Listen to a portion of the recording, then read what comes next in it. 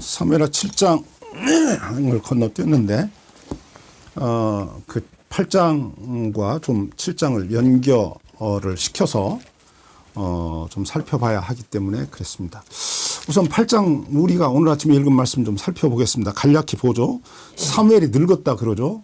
사무엘이 늙었으니까 상당히 많은 시간이 흘렀을 거예요. 아마도 미스바에서 이스라엘 백성들을 위하여 기도하고 그들과 하나님이 다시 화해를 할 수 있도록 이스라엘 백성들이 하나님께로 돌이키는 거죠. 우상을 버리고 하나님을 섬기는 삶을 살겠습니다. 이 말은 생활 전체가 다 바뀌는 거예요. 우상을 숭배하면 우상을 숭배하는 문화가 만들어지고 그 문화가 그들을 지배하죠.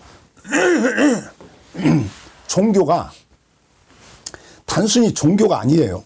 종교는 삶의 모든 영역에 영향을 미칩니다. 그러잖아요.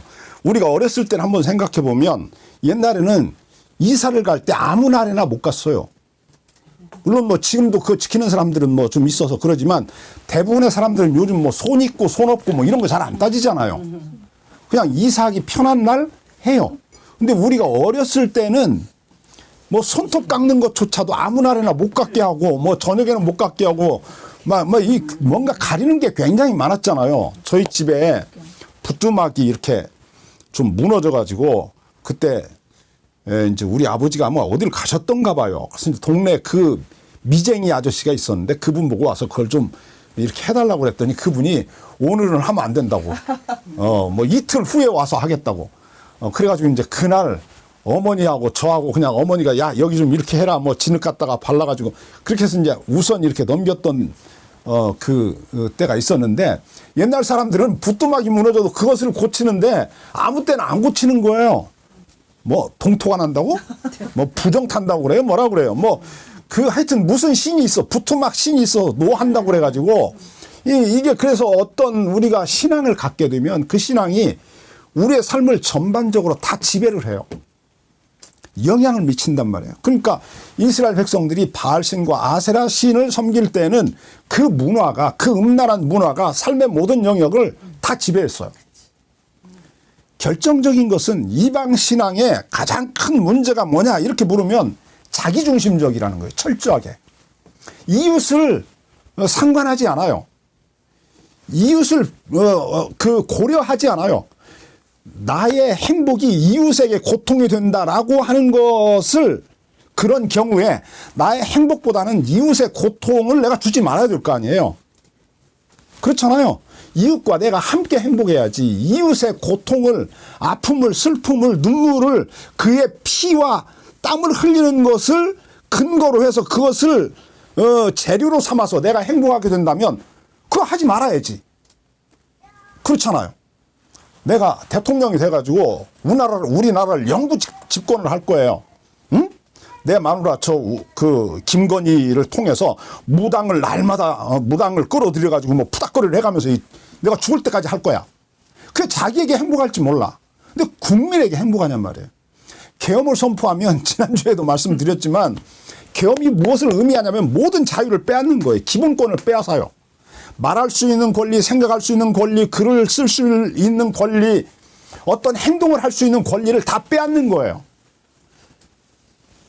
그 권리를 누가 가지고 있냐면 권력자가 가지고 있어요. 권력자와 누가 가지고 있냐면 그의 친구들, 권력자의 친구들이 가지고 있어요. 그놈들이 늘 말하잖아. TV에 나와가지고 무슨 일이 있으면 법과 원칙에 따라서 뭐 처리하겠습니다. 법과 원칙이 뭐냐면 늘 자기들은 그 위에 있으니까. 그러니까 이게 이 법과 원칙이라고 하는 게 자기들이 먼저 지배를 받아야 되는데 법과 원칙은 자기들의 손아귀에 있는 거예요. 도구야 수단. 무슨 도구와 수단이냐면 힘없는 백성들을 다스리는 도구와 수단이에요. 그들을 억압하는 수단이야. 그들의 자유를 억압하는 빼앗는 지배하는 수단이라고. 그러니까 이게 폭군이죠. 그게 곧 독재예요. 그런데 윤석열이가 어제 그 감옥에서 나오니까 뭔 난리가 났더니 막 눈물 흘리면서 막 행복해했다는 거예요. 이제 그런 나라가 오니까.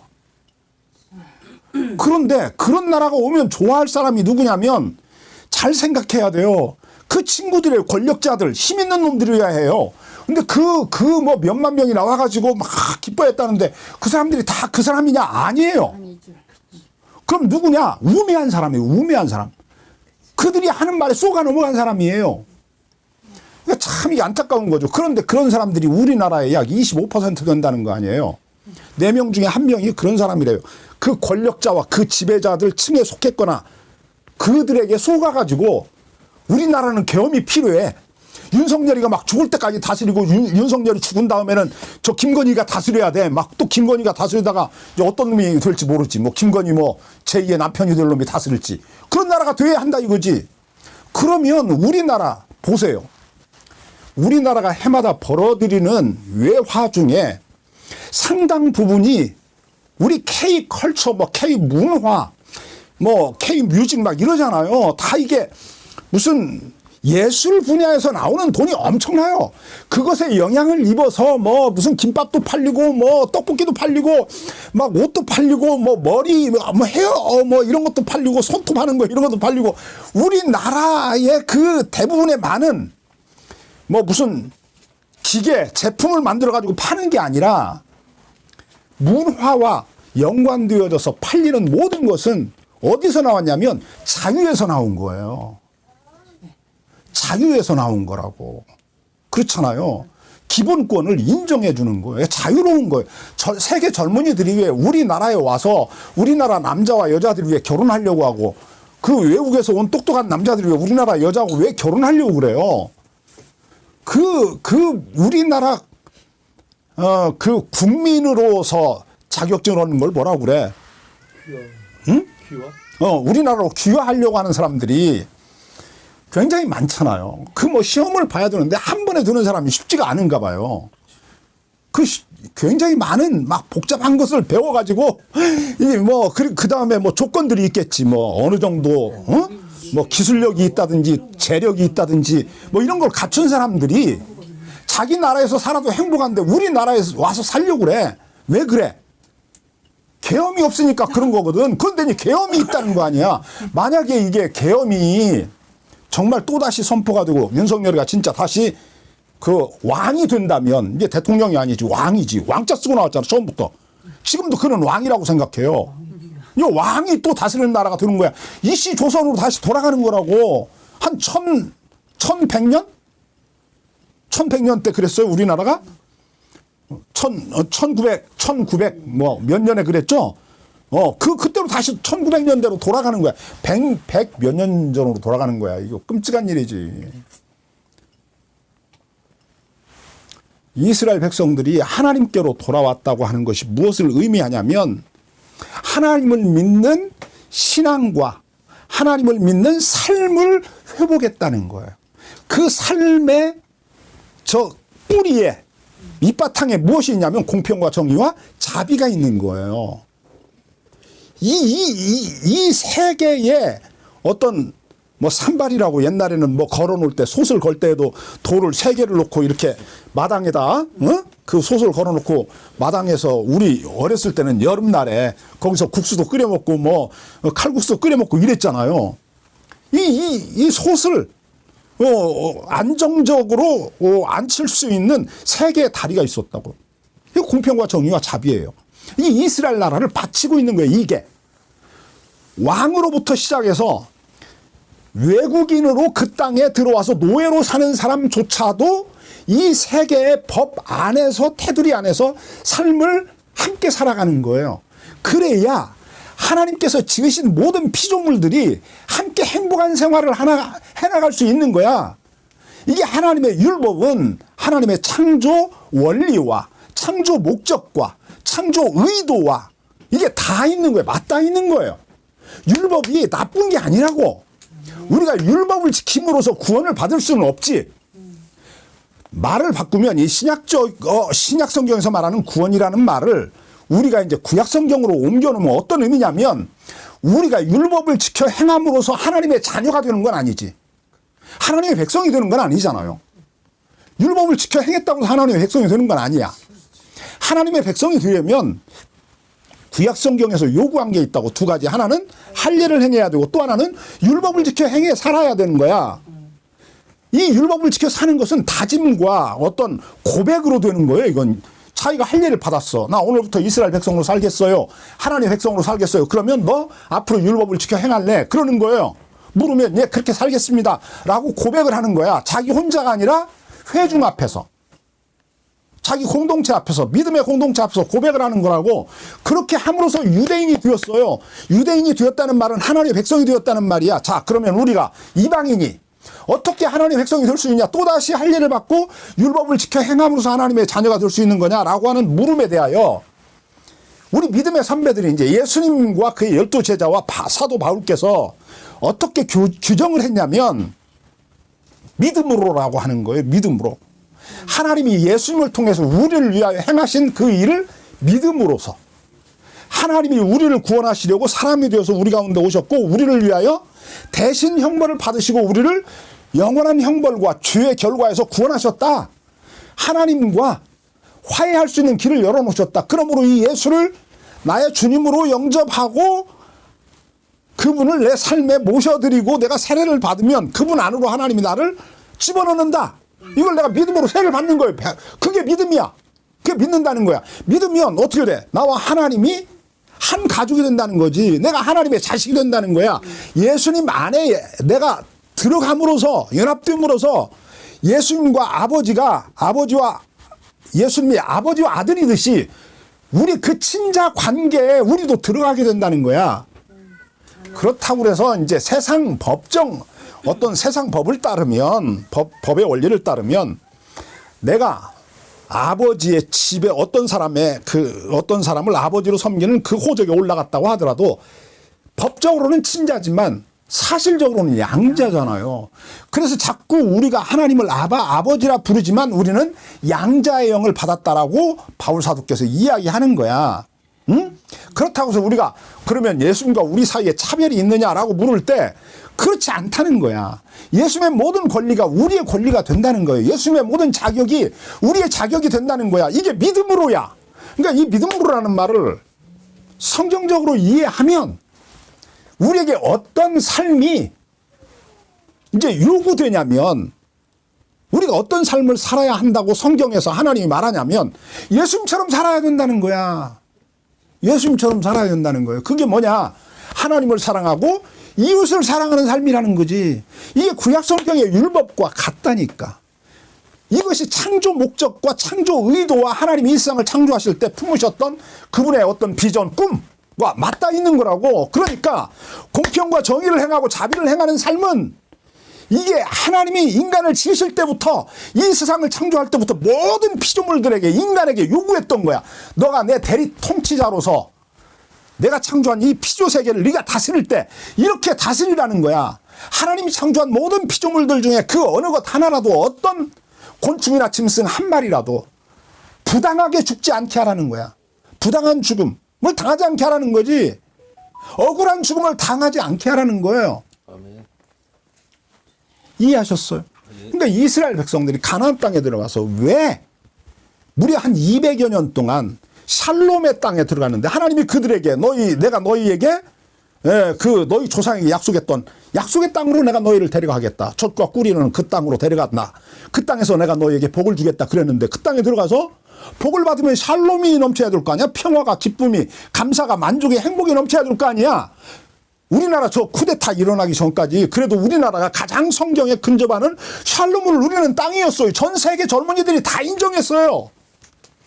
미국이요, 우리나라를 못 따라와요. 미국의 본산지라고 하는 미국이 우리나라 민주주의를 못 따라온다니까. 그만큼 우리나라가 모든 부분에서 샬롬을 누리는, 그래도 성경이 말하는 샬롬에 가장 가까운 땅이었다고요. 우리 민족이 아주 굉장히 우수해요. 제가 보면 우리 선조들이 훌륭하세요. 우리 선조들은 옛날부터 지금까지 역사를 이렇게 쭉 공부해 보면 늘 보다 더 나은 삶, 우리 모두가 다 함께 행복하게 살아갈 수 있는 삶을 추구하고 그런 정치 제도를 막 찾아 헤맸어요. 그런 정치 제도를 찾았어요.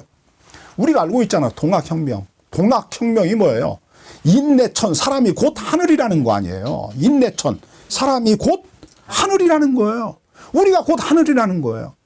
이게 성경과도 맞닿아 있어. 우리가 하나님의 아들이잖아요. 우리는 하나님의 아들이기 때문에 하나님의 아들의 인격과 하나님의 아들의 어떤 자격과 하나님의 아들의 영광과 존귀함을 가지고 있어요. 그러니까 인간적으로도 우리가 서로에게 이게 존중을 해야 돼요. 하나님을 대접하듯이 우리가 서로를 예수님을 대접하듯이 서로를 존중하고 대접하고 허용하고 인정하고 이래야 되잖아요. 배제하고 막 공격하고 막 비난하고 이러면 안 되잖아요. 하나님의 공동체를 하나님이 우리에게 주신 공동체를 이 피조세계를 하나님이 원하는 뜻대로 우리가 만들어 나가려면 어떻게 해야 되는가? 그 율법을 행하라는 거예요. 율법을. 아멘. 우리가 율법을 행함으로써 하나님의 자녀가 되는 건 아니지만 하나님의 자녀가 되려면 예수를 믿음으로써 하나님의 자녀가 되지만 하나님의 자녀가 되었으면 어떻게 살아야 하는가? 율법 이상의 것을 살아야 돼요. 제가요 어제 저 목사님들하고 성경 공부하다 그런 이야기를 좀 했어요. 보세요. 기독교를 제외한 모든 이방 종교는요 그 종교의 신을 섬겨요. 그 종교의 신을 섬겨요. 그러잖아요. 그 두려움으로 섬겨요. 두려움. 두려움이라는 말이 혹시 나에게 벌을 내리지 않을까라고 하는 이런 두려움이 있는데 그 벌을 안 받기 위해서 신을 섬기는 거예요. 대부분의 모든 종교의 그 가르침이 그래요. 그러니까 자기들이 믿는 신을 진노하지 않게 하려고 그래서 자꾸 그 신을 존중해 주는 거예요. 섬기는 거야. 그런데요. 성경은 하나님은 뭐라고 말하냐면 우리 보고 하나님을 너의 하나님을 공경하라고 그러죠. 경외하라고 그러죠. 여호와를 경외하는 것이 지식의 근본이라고 그러죠. 그런데요. 그것을 넘어서요. 너는 마음을 다하고 뜻을 다하고 성품을 다하고 힘을 다하여 주 너의 하나님을 뭐라고 그래요? 사랑하라고 그래요. 사랑하라고 그래요. 이거 기독교만이 유일해요. 하나님은 우리에게 뭘 요구하냐면 그냥 경배와 경외와 섬김만을 요구하는 게 아니에요. 그것을 넘어선 사랑을 요구하세요. 사랑이라고 하는 것은요. 이게 절대 일방적이지 않아요. 사랑이 강요가 되잖아요. 그럼 그건 폭력이 되는 거예요. 그렇잖아요. 저 장재원인가 누군가가 요즘 문제가 심각하게 드러나가지고 또 신문지상에서 난리가 터졌던데 강요된 사랑은 사랑이 아니죠. 그렇잖아요. 하나님이 우리를 사랑하시니까 그 사랑을 전제로 그 사랑을 네가 깨달았으면 너도 하나님을 사랑하라는 거예요. 그래서 성경이 기독교 경전인 성경이 왜 이렇게 중요하냐면 성경에서 무엇을 말하냐? 하나님이 어떤 분인가를 말해요. 하나님이 무슨 일을 하셨는가를 우리에게 이렇게 엄청나게 많은 분량에서 이야기를 하는 거예요. 성경은 하나님이 행하신 일들을 기록해 놓은 책이라고 볼 수 있어요. 이렇게 왜 많은 이야기를 왜 기록해 놓았대요? 무엇을 말하려고 그래요? 어떤 의도로, 무엇을 목적으로, 무엇을 겨냥해서 이렇게 엄청난 분량의 책을 써놓고 이 책 안에 하나님이 우리를 어떻게 사랑하셨는가, 이 세상에 하나님이 무슨 일을 행하셨는가를 왜 이렇게 막 장구하게 막 엄청나게 많은 분량을 기록해 놓았대. 왜 그래? 설득하느라고 그러는 거야. 설득하는 거라고. 내가 어떤 하나님인지를 우리에게 가르치느라고, 가르쳐 주시느라고. 내가 이런 하나님이라고. 우리에게 그걸 말하는 거예요. 나를 설득하느라고. 오늘 우리가 읽고 있는 말씀도 마찬가지예요. 그래서 자 이제 정리하고 오늘 말씀을 좀 7장 8장을 간단히 좀 정리를 하도록 하겠습니다. 보세요. 이스라엘 백성들이 7장에서 저 하나님의 괴가 이스라엘 땅으로 들어왔는데 블레셋 땅에 있다가 세 개의 큰 도시 마을에서 세 개 부족 국가 사람들에게 큰 재앙을 내렸잖아요.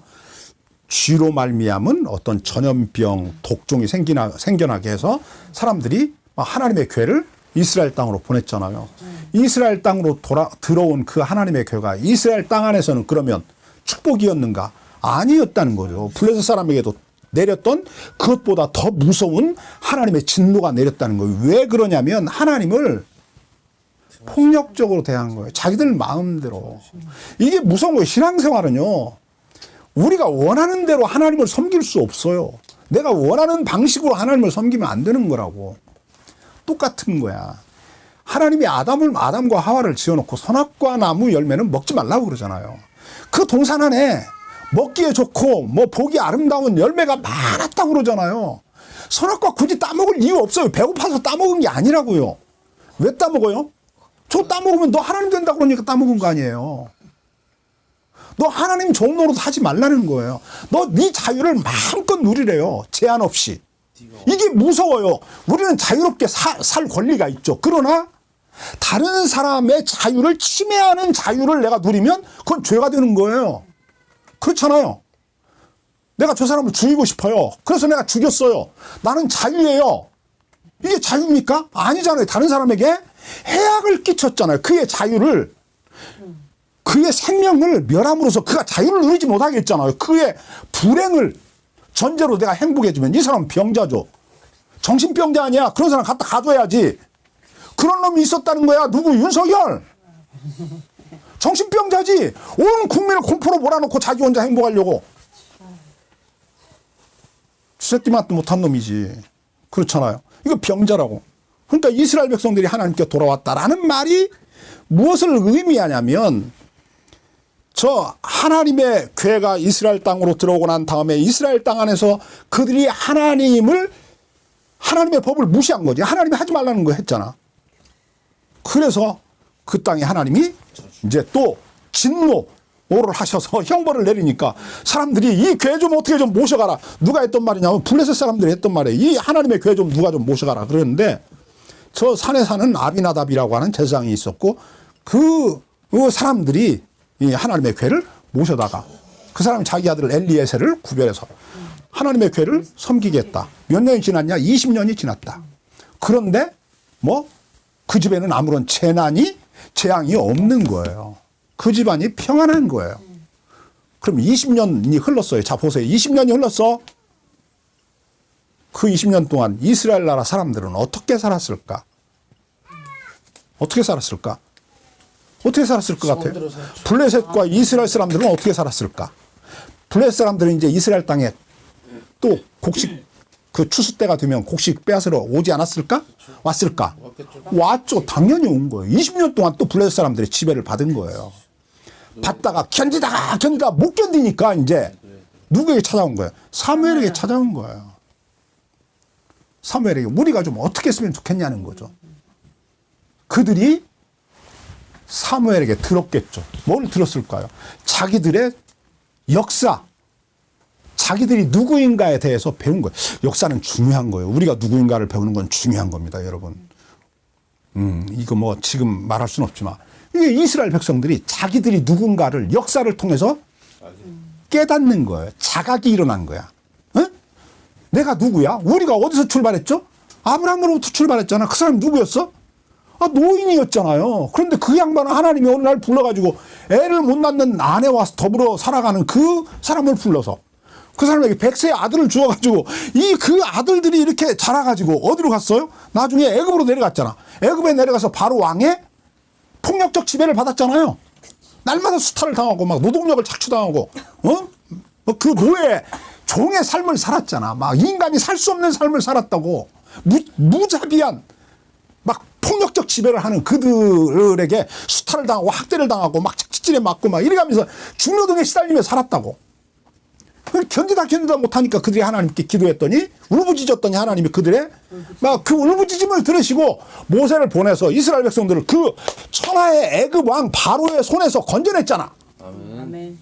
그래서 이제 자기들이 애굽에서 나와가지고 홍해를 건너 저 광야에서 40년을 살다가 그 다음에 이 가나안 땅에 들어왔잖아요. 이 땅에 들어와서 원주민 왕들 뭐 몇십 명이 그 왕들을 다 쳐주이고 그 땅을 차지했다고. 그런데 그때부터 200년 동안을 사사시대야. 200년 동안을 주변에 있는 여러 나라의 공격과 침략을 받아가면서 그들에게 또다시 지배를 받고 수탈을 당하고 이러고 살아가는 거야. 사사기에 보면 마지막에 있는 삼손을 제외한 모든 지파들에서 일어났던 전쟁은 다 이게 지파별로 일어났던 거예요. 국지전이었던 거야. 암몬 자손이 쳐들어오고 모압이 쳐들어오고 뭐 블레셋이 쳐들어오고 뭐 여러 나라가 쳐들어왔는데 마지막 삼손 시대를 제외하면 그냥 한 지파가 저 침입을 받아서 고생을 하는 거야. 그러면 우리가 생각하잖아. 우리 생각에 자, 우리나라에 일본 놈이 쳐들어왔어. 저 부산으로 쳐들어와서 지금 부산을 공격한대. 그럼 우리는 어떡할까? 그래? 그럼 너네들 부산에서 싸워? 우리는 안 싸워? 이럴 것 같아요? 근데 그놈들은 그랬다는 거예요. 그랬으니까 암몬에게 지배를 받은 거야. 그 몇 지파들이 막 고생을 하는 거야. 그래서 뭐 내가 그렇지, 내가 고통이 없으니까 그건 네 고통이지 내 고통이 아니야. 이러고 살았다는 거예요. 200년을 그렇게 살았다는 거예요. 200년을. 그러다가 이제 마지막에 제일 크고 힘센 놈, 하늘에서 떨어진 용 같은 놈이 그 블레셋이라는 놈이 이제 쳐들어온 거야. 그놈들은 그냥 아예 가나안 땅에 있는 모든 족속의 곡식을 싹 걷어가. 그러니까 이제 못 견디잖아. 하나님이 그래서 누구를 보내줘? 삼손을 보내줬더니 삼손이라는 놈이 이놈이 딴짓을 해. 그래서 결국 자기 민족을 구원을 못하고 엉뚱한 짓만 하다가 눈 뽑히고 뭐 이래가지고 그냥 죽었어. 이스라엘 백성들이 이제 어떻게 블레셋과는 싸워볼 수가 없는 거야. 왜냐하면 자기들은 청동기 시대를 살고 있는데 철기 문명을 가진 놈이니까 우리는 지금 활 쏘고 있는데 막 총 쏘는 놈이 와가지고 임진왜란 때도 그랬잖아요. 우리는 활로 쏘는데 걔네들은 막 조총 가지고 와서 싸우니까 이게 싸움이 안 되잖아. 그러니까 지배를 받았던 거예요. 응? 그러다가 이 사무엘 시대로 들어오는 거지. 이제 이 사무엘이 드디어 등장을 해서 어른이 되었어요. 그러니까 사무엘에게 와서 우리가 어떻게 했으면 좋겠습니까? 물으니까 하나님께로 돌아오라는 거예요. 이방신을 버리고 하나님께로 돌아와라. 이 말이 그냥 야, 너희 집에 있는 이방신들 다 버리고 그 다음에 너희 동네에 있는 그 이방신상 다 깨서 부수고 그 다음에 하나님께 나와서 예배만 드리라. 이게 아니라고 그랬어요. 예배. 처소 성소에서 두 가지를 한다고 그랬지. 지난 주일에 성소는 두 가지 기능을 한다고 그랬어요. 하나는 제사를 드리는 기능을 하고 또 하나는 재판을 받는다고 그랬잖아요. 재판을 받는다고 그랬잖아. 재판이 뭐야? 이건 삶과 연결된 거잖아. 삶. 우리가 뭔가 일상생활에서 불의한 일을 당했을 때 가서 호소하는 게 재판이잖아요. 근데 이놈의 판사가 한쪽으로 기울어져 있어. 이놈이. 돈 많은 놈들. 그렇지. 돈 많은 놈들에게 기울어져 있는 거야. 이렇게 되면 이제 불공평이, 불공정이, 불의가 이제 횡행하는 거지. 그럼 이제 힘센 놈이 자기 마음대로 살아가는 세상이 되는 거예요. 힘없는 사람들은 그들에게 아무리 큰 피해를 당하고 불의를 당해도 호소할 곳이 없는 거야. 그러니까 이게 약육강식. 그러니까 강자가 모든 것을 다 갖는 약육강식이지? 약육강식의 세상. 이게 뭐 그런 세상이 되는 거예요. 정글이 되는 거지. 강자만 살아남는. 그러니까 이제 이런 세상은 약한 사람들이 막 피를 흘리며 죽어가면서 하나님께 울부짖는 세상인 거지.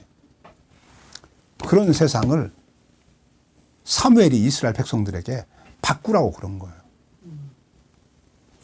그 우상 싹 버리고 와서 하나님께 예배만 드리라. 이런 게 아니라 너희들의 삶을 바꾸라고 그런 거예요. 다시 태어나라. 그렇지. 안식년을 지켜라. 안식일을 지켜라. 그런 거야. 안식일이 뭐예요? 6일 동안 열심히 일하고 7일에는 쉬라는 거예요. 이게 지금 우리나라가 이게 토요일 막 주일 이렇게 쉬잖아요. 이거 원래 일주일에 하루 쉬는 게 우리 어렸을 때는 없었어요. 기독교가 들어오면서 이게 생긴 거예요. 한 달에 2번 쉬었지 옛날에. 세계가요. 저 1900년대 뭐 이제 18세기 뭐 17세기 뭐 이때만 돼도 러시아에서 무슨 일을 했냐면 러시아도 정교회가 있어서 거기 기독교 국가예요. 근데 그놈들이 7일에 한 번씩 쉬어주려니까 사업주들이 이게 약이 오른 거야. 그래가지고 왕에게 이렇게 뭐라고 그래야 돼? 뭐 뇌물을 주고 이제 부탁을 좀 하는 거야. 우리는 9일 동안 일하고 8일 동안 일하고 굴제 되는 날 쉬도록 하겠습니다. 뭐 이런 그래가지고 온갖 실험을 다 했어요. 유럽에서.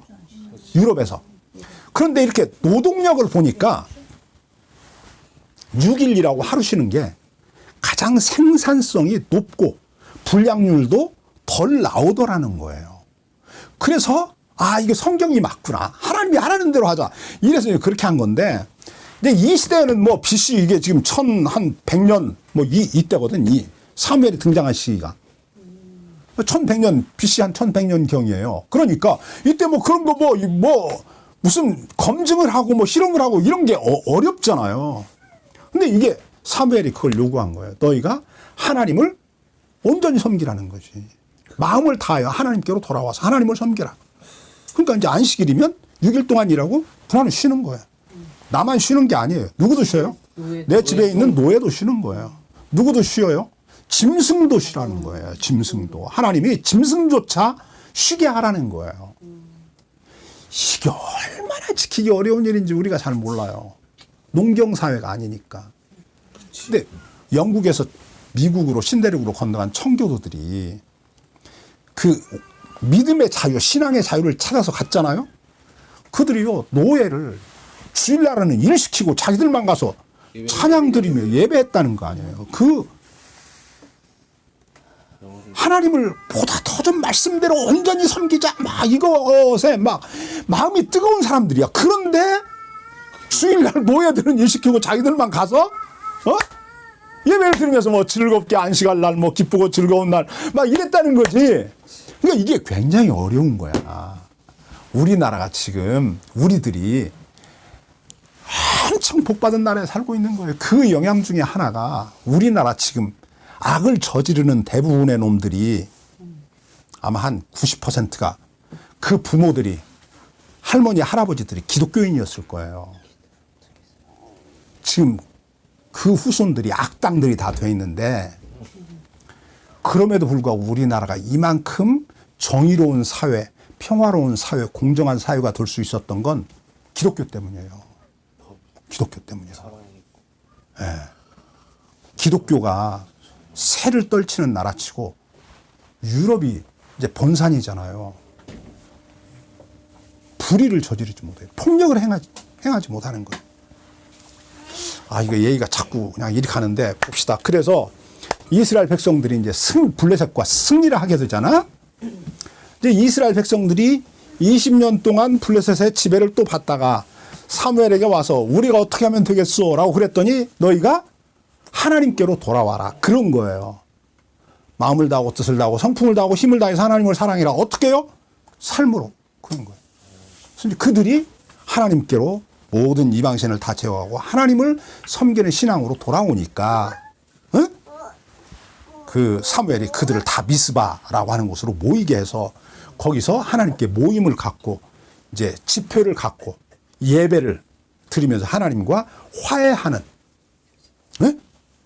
그 축제를 벌인 거예요. 신앙적 축제를 벌인 거예요. 근데 이스라엘 백성들이 모두가 다 모여가지고 이건 부족이 모인 게 아니야. 모든 이스라엘 백성들이 다 모였어. 그래서 이거 강조해. 우리 7장 보면 이런 말이 나와요. 우리 7장 가서 좀 봅시다.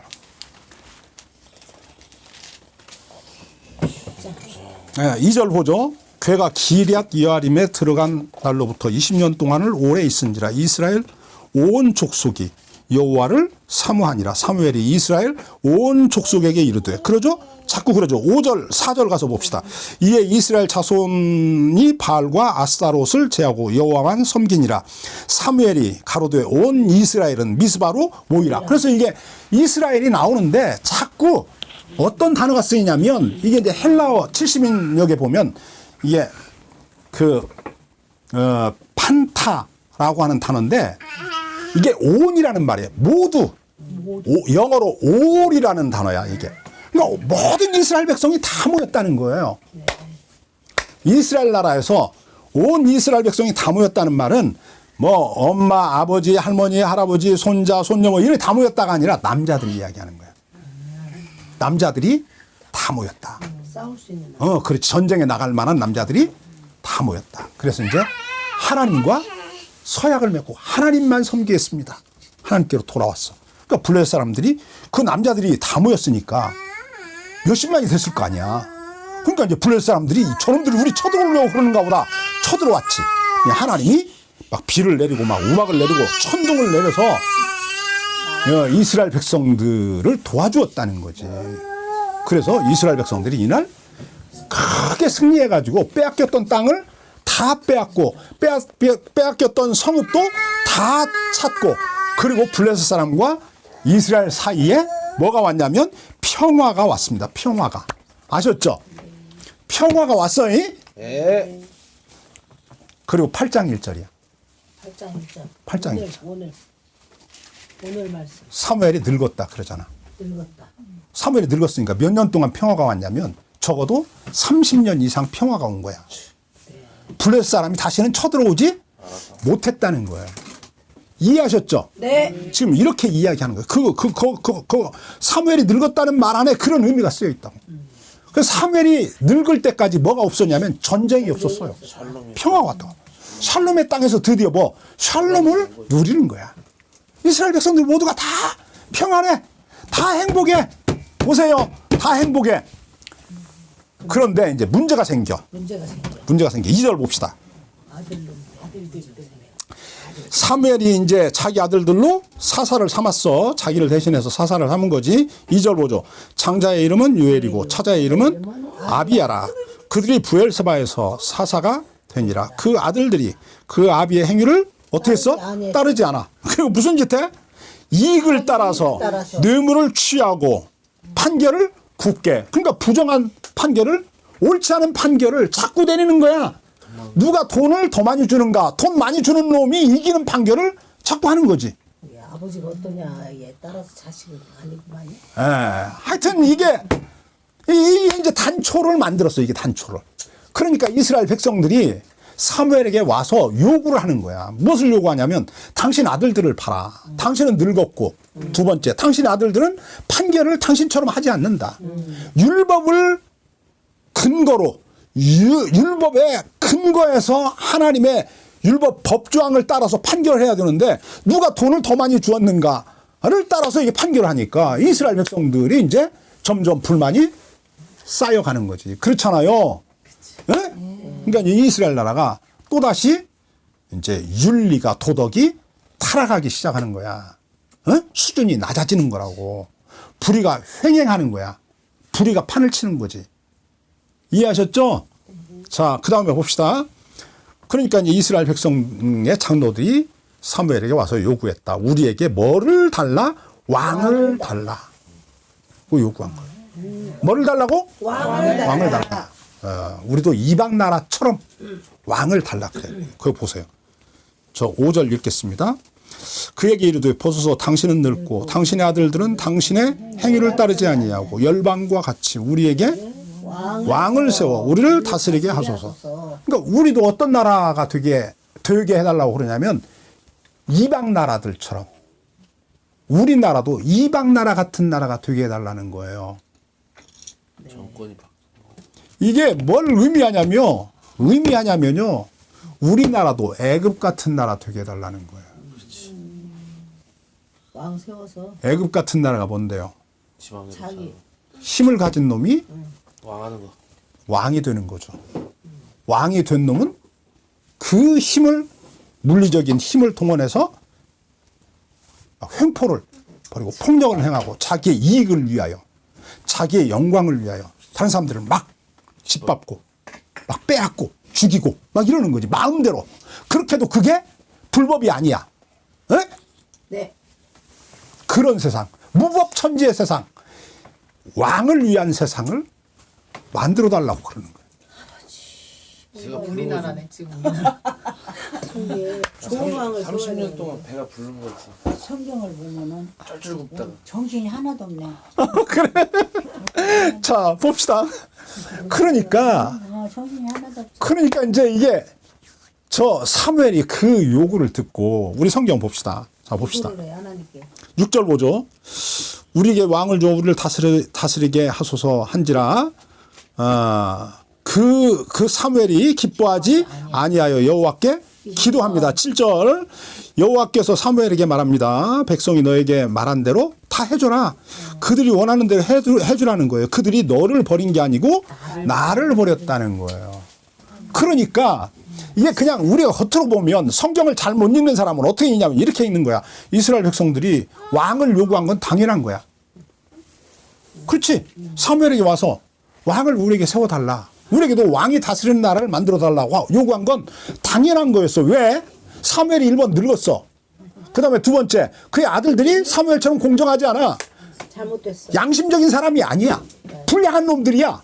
그렇죠? 네. 그러니까 우리에게 왕을 세워달라 그러지. 요구한 거야. 그런데요, 우리가 사무엘이라면 어떡할 것 같아? 나 같으면 그렇게 해줄게. 그럴 것 같아요. 하나님도 긍정적으로 받아들일 것 같아요. 사무엘 아들이 잘못을 저지르고 있으니까. 그런데 놀라운 게 있어요. 이게 핑계거리였던 거예요. 사무엘이 어디까지 나오냐면 25장까지 나와요. 지금 여기 7장이에요. 아직 사무엘이 죽을 날까지 할 일이 아직 굉장히 많아요. 아직 사무엘이 나이는 들었지만 건강했다는 거예요. 누구처럼 모세만큼이나 건강했다는 거지. 무슨 말인지 아시겠죠? 네. 이스라엘 백성들이 이제 그렇지. 이스라엘 백성들이 무엇을 싫어했냐면 사무엘이 다스리는 게 싫었던 거예요. 자기들 마음대로 하고 싶은데 이제 이런 거. 사무엘이 다스리는 그 정치 체계가 싫었던 거야. 그게 뭐야? 공평과 정의를 행해야 되잖아. 하나님을 공경하고 6일 동안만 일 시킬 수 있고 7일은 쉬어줘야 되잖아. 이놈들을 내가 월급을 좀 많이 줬더니 이놈들이 이제 일 안 하죠. 뭐 하루에 8시간 이후에는 일을 안 하겠다고 그래. 그러니까 사업주 입장에서 기분이 나쁘지. 나쁘잖아. 그러니까 그 사람들이 뭐라고 그래? 계엄을 좀 해서라도 이놈들을, 이 힘없는 버러지 같은 놈들을 버릇을 좀 바르게 잡아야 된다. 주여. 누구냐면 이 장로들이 힘 있는 놈들이지. 힘 있는 놈들이 사무엘에게 와서 요구했다는 거예요. 우리에게 누구를 세워달라?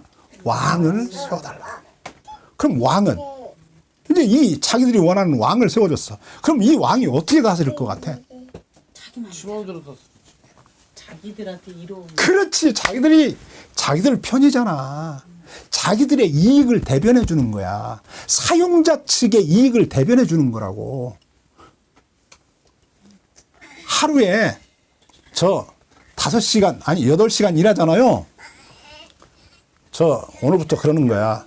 우리 회사가 좀 어려우니까 30분씩만 일을 좀 더 하고 가라. 응? 그러는 거야. 자기 회사에서 일하는 사람들에게 우리 회사가 지금 어려우니까 내가 30분 일 더 하는 것에 임금은 못 준다. 근데 어떡하냐. 회사가 살아야지. 그리고 자기는 뒤로 막 돈을 막 챙겨. 이런 놈들이 왕을 세워달라 그런 거야. 그러니까 윤석열이가 그러잖아. 하루에 12시간 일하면 어떠냐. 24시간 일하면 어떠냐. 그러잖아. 그런 나라 세우려고 계엄을 선포했다. 그러니까 지금 우리나라나 이스라엘 나라나 똑같다니까. 독이 그런데 안타까운 게 뭐냐면 그놈들에게 전도가 되는 미련한 사람들이 있다니까. 자기에게 이익이 안 돼. 계엄을 선포하면 자기 아들은요, 자기 손자는 이 다음에 자기는 괜찮을지 몰라. 그 손자가 세상에 태어나가지고. 이 보니까 너무 불공정해. 말도 내 마음대로 못하고, 뭐 할 말이 있고, 못 할 말이 있고, 생각도 막 하면 안 되고, 글도 쓰면 안 되고. 이런 놈의 세상이야. 그럼 그 아들이 손자가 가만히 있겠어요. 데모하다가 죽을 수도 있어. 그런 세상인데, 이 멍청하고 미련한 기독교 신자들이 거기 따라가서 할렐루야, 아멘, 그리고 찬송가를 뭐 하루에 100곡씩 부른다냐, 거기 나와가지고. 하나님 듣지도 않겠어? 그러니, 우리가 앞으로 이스라엘 백성들이 원하는 왕을 하나님이 세워줘요. 그 왕이 무슨 짓을 하는지 살펴보겠습니다. 엄청나게 많은 이야기를 했네요. 자, 정리하고 마칩시다. 사무엘 시대에 어떻게 승리가 블레셋 사람과의 사이에서 어떻게 승리가 이루어졌고 그 승리로 인해서 이스라엘 땅에 약 30년이 넘는 평화가 있었다. 그러자 이스라엘 백성들이 또다시 뭐 했냐? 하나님께 반역을 저질렀다 하는 거예요. 우리가 하나님 싫다. 이전으로 돌아가겠다. 그래서 뭐를 요구했다? 왕을 요구했다. 이 왕을 요구했다는 말이 사무엘 이전의 시대로 돌아가기를 원했다 하는 거예요. 사사시대에서 사사기 저자가 했던 말이야. 그 사사가 있는 동안은 태평했더라. 평안했더라. 그런데 사사가 죽고 얼마 있다가 이스라엘 백성들이 또다시 우상을 섬기기 시작하죠. 그 사이클을 아직도 그리고 있다. 그 사이클에서 벗어나지 못했다. 그 얘기를 하고 있는 거야. 그러니까 이게 참 악을 청산하고 우리가 한 걸음 더 앞으로 나아간다고 하는 것이 신앙적으로도 정치적으로도 사회적으로도 굉장히 힘들고 어려운 일이에요. 윤석열이 감옥에서 나왔다고 그래서 너무 슬퍼하지 마세요. 윤석열이 나왔잖아요.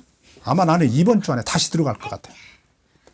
저 헌재에서 판결을 좀 더 일찍 내릴 것 같아. 금요일 날 원래 내릴 것 같았는데 좀 더 하루라도 앞당길 것 같아. 이 나라가 혼란스러우면 안 되잖아. 만약에 헌재에서 윤석열을 그냥 무죄 내보냈다. 이러면 이제 우리나라는 이제 끝장납니다. 지구상에서 사라지는 거예요.